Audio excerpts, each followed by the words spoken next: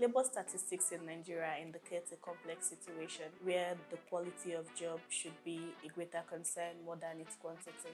Despite a 4.3% official unemployment rate, there is an emphasis that decent job represents a uniquely local situation, deserving more attention in the context of rethinking job creation in Nigeria.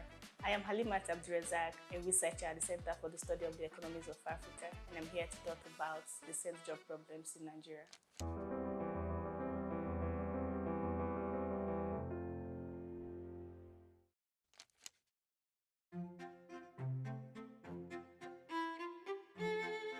According to the International Labour Organization, decent job is defined as a productive work for women and men in conditions of freedom, equity, security, and human dignity. A job is considered decent when it pays a fair income, it guarantees secure employment and safe working conditions, it ensures equal opportunity and treatment, it gives workers the liberty to express their interests, and offers opportunities for self-development.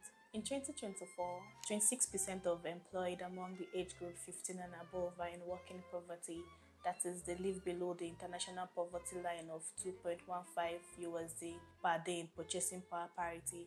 What this means is a person is considered poor if they live on less than 2.15 US dollars per day, which is about 3,440 naira in today's exchange rate.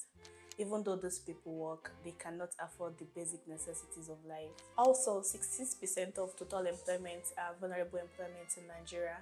By definition, those in vulnerable employment are individuals who are either contributing to family businesses or are self-employed. Imagine a situation where 66 out of every 100 working persons are either helping out in family business with or without a regular pay, or working for themselves in a very informal jobs. They are more likely to be in a tough condition without protection and without anyone to fight for their rights.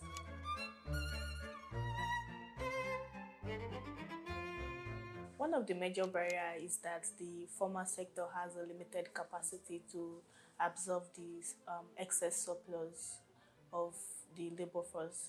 Decent jobs are more likely to be found in the formal sector where there is formal contract, obligation, and government oversight. In Nigeria, the most important sector is the oil and gas sector, which is largely capital intensive and do not directly create job opportunities for individuals seeking to gain gainful employment, thereby pushing them to the informal sector like agriculture and services, which is largely informal, and this largely informal sector have little or to no security.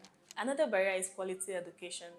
The Nigerian education system is not meeting up to the pace at which the labor market is currently evolving. This educational outcome significantly impacts the employment prospects, reducing the opportunities of getting decent working conditions due to inadequate quality education and skills level. Also, transitioning from the informal sector to the formal sector is a significant challenge in the Nigerian labor force because the experiences gained in the informal sector is often not recognized in the formal sector, hence limiting the opportunities to gain employment in the formal sector.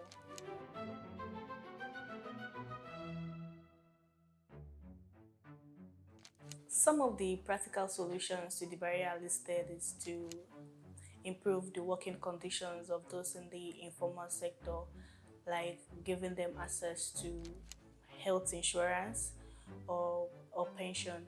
Also, scaling up social protection for them in order to reduce the prevalence of working poverty. Another practical solution is the synergy between employers and tertiary institutions, whereby tertiary institutions restructure their curricula to meet up to the space at which the labor market is currently evolving, thereby equipping students with the necessary skills that will help them gain decent job opportunities.